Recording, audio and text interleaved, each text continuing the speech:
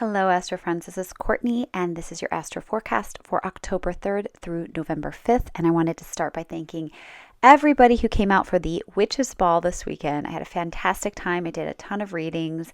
I met some amazing people, saw some very interesting and amazing charts. Lots of Pisces, Libra, and Virgo energy for sure that came through this weekend for the readings. That was really, really fun. It's always interesting to see what the top astro energies are for events.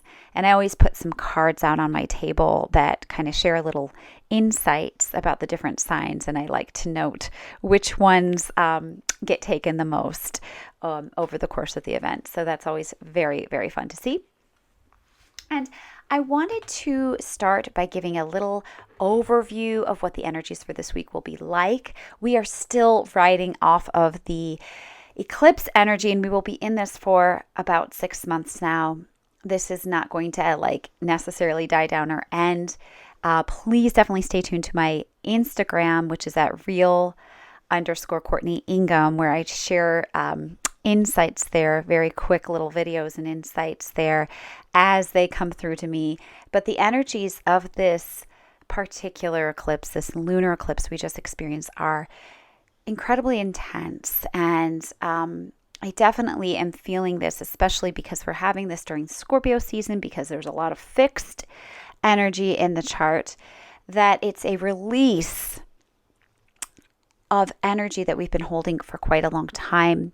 And Scorpio being the sign that really does rule over what we detox, and it's actually rules over our excretory organs and sexual organs. So there's a lot of release energy involved with Scorpio. There is so much momentum, so much propelling us towards letting go, letting go of the things that really have not been serving us, old patterns, old things that we've been holding. And this can go so far as to cover things that, we haven't said, holding our voices. And we do have some energies of Mercury conjunct Mars, actually, in the chart in Scorpio that's having a big effect over us right now. Mercury would be communication, it's logic, it's all of that kind of stuff. But definitely there could be a massive purging right now that is going to be helped by speaking our minds. And that also can kind of go the other way. We might be on the other end of receiving someone's purging.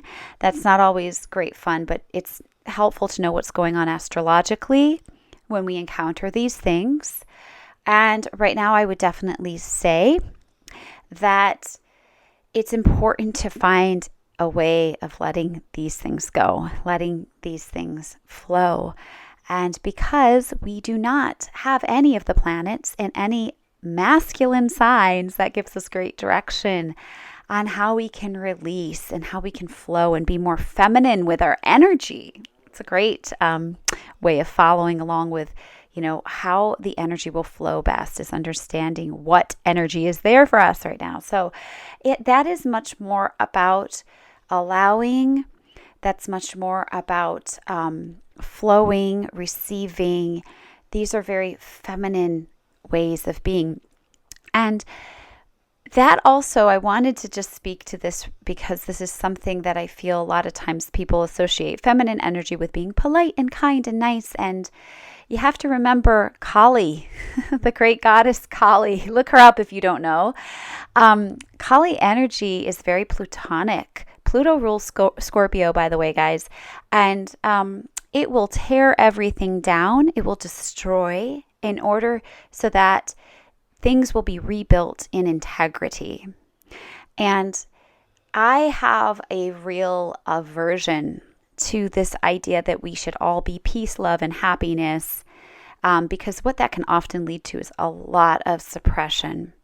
I think it's a lot better to be guided by feeling the feelings and finding ways to express your feelings. And sometimes when sharp words are coming up for us, we should allow that to kind of come through, because it can very much be medicine and speaking what it is that needs to be said at this time is so very important.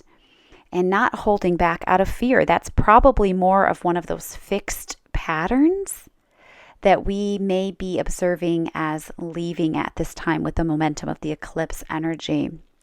I'm not saying that it's a good time to cuss someone out or be hurtful on purpose, but if you hold the intention of healing not only others but yourself, and I think that's the primary direction we want to go in right now, the words that come to you may not be soft and gentle, but they will be truthful and they will be more likely to be heard.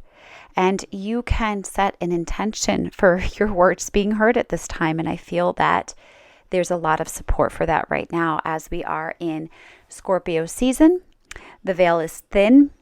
We have supports from the other side of the veil that want to be here for us, want to help guide us, and we can ask for them to provide this assistance to us at this time. This week is I would say, another opportunity to really stick to our guns around the things that we've learned in regards to this eclipse energy, what's come up that has shown us the way forward, the path that we need to take. What are we going to need to allow to release at this time? And how can we continue to support ourselves in releasing this? Because the energies of this week, we could have some distractions to that. Distractions are very much a part of the process of healing and releasing because they give us opportunities to really cement what it is that we're doing. We can see them as challenges, but they're challenges that make us stronger and more committed to what it is that we are in the process of healing at this time. So that's the overview for the energy we're working with this week. And if you're hearing this on Instagram or YouTube, you can go to my Substack, CourtneyIngham.substack.com, and get the full report.